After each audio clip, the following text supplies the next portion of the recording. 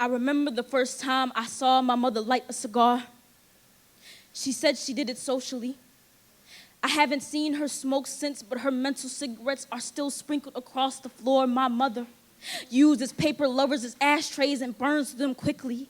I saw her lungs act up daily.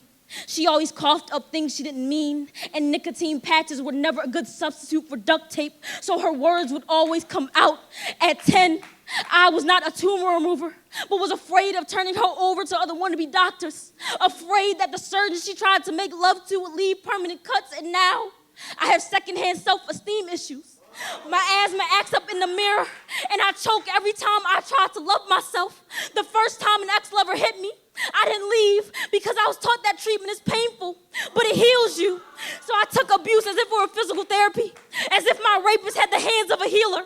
My mother's finished rehab while I'm still stuck with a sore throat, so I find it hard to speak up for myself. She is not alone in making me an addict because I think I chain smoked my grandmother's depression. My grandmother died of drug abuse, so in my family, matriarch is manufactured. But I don't know if I call this royalty. Don't know it's called this lavish. It's clear I was next in line to inherit the throne when I asked my dad for pain meds, and he asked me if I was addicted to pills. My father, who saw his mother pass, looked at me like a reincarnation of relapses, looked at me like a hospital bed, looked at me like a gravestone, and I look at this poem like a eulogy to myself. Sometimes I wish my grandma was here so I could speak to her unfiltered. Maybe what it means to be a black woman is to be exhaled to others and to dim ourselves in the same breath, to only light up by someone else's flame, yet not bright enough to illuminate a room. Being between someone's lips is the only time I felt more important than important.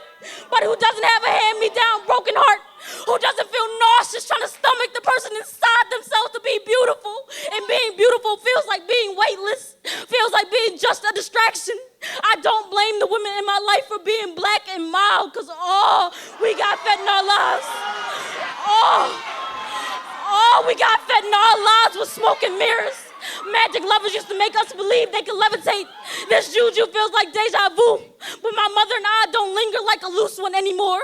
We both found love after being seen through the smoke screen, learned the anxiety and an old habit dying hard, stopped accepting being snubbed out by someone else's hand. My mother says she wishes she was as radiant as me at this age, but I want to tell her, you don't need another son when you have a daughter, because everything that we think is shining is actually burning. Wow!